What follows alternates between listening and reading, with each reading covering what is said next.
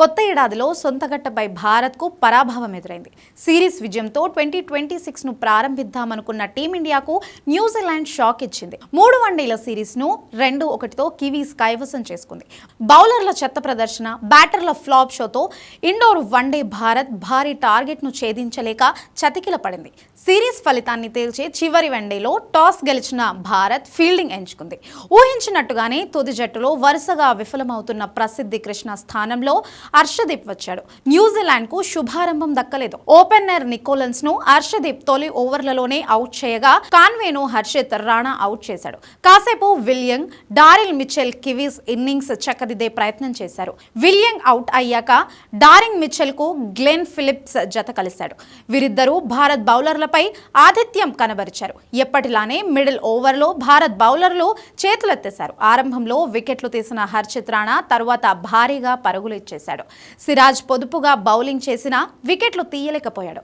ఇక నితీష్ కుమార్ రెడ్డి కూడా పూర్తిగా నిరాశపరిచాడు. స్పిన్నర్లు కూడా ప్రభావం చూపలేకపోవడంతో మిచెల్ ఫిలిప్స్ జోడీ 4వ వికెట్కు 219 పరుగులు జోడించింది. ఈ క్రమంలో మిచెల్ 106 బంతుల్లో మరో శతకం చేయగా అటు ఫిలిప్స్ కూడా సెంచరీతో అదరగొట్టాడు. దూకుడుగా ఆడిన గ్లెన్ ఫిలిప్స్ కేవలం 83 బంతుల్లోనే సెంచరీ పూర్తి చేసుకున్నారు. వీరి జోడీ పూర్తిగా డామినేట్ చేసిందనే చెప్పాలి. చివరికి న్యూజిలాండ్ 50 ఓవర్లలో 8 వికెట్లకు 337 పరుగులు చేసింది. భారత బౌలర్లలో సిరాజ్ తప్పిస్తే మిగిలిన వారంతా భారీగా పరుగులు సమర్పించుకున్నారు. భారీ లక్ష్య ఛేదనలో భారత్కు ఆరంభంలోనే ఎదురుదెబ్బలు తగిలాయి. ఓపెనర్ రోహిత్ శర్మ 3వ వన్డేలోనూ నిరాశపరిచాడు.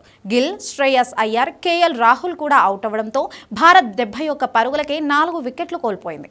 ఈ దశలో విరాట్ కోహ్లీ, నితీష్ కుమార్ రెడ్డి జట్టును ఆడుకున్నారు. వీరిద్దరూ ఆచితూచి ఆడుతూ స్కోర్ బోర్డును ముందుకు నడిపించారు.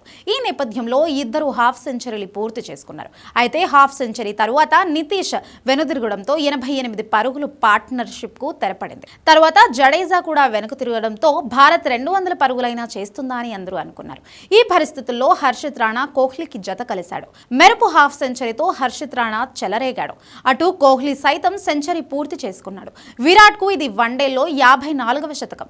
అంతర్జాతీయ కెరీర్లో 85 సెంచరీ. అయితే దూకుడుగా ఆడే క్రమంలో రాణా అవుట్ అవ్వడం, మరుసటి బంతికి సిరాజ్ కూడా అవుట్ అవ్వడంతో భారత్ ఓటమి ఖాయమైంది.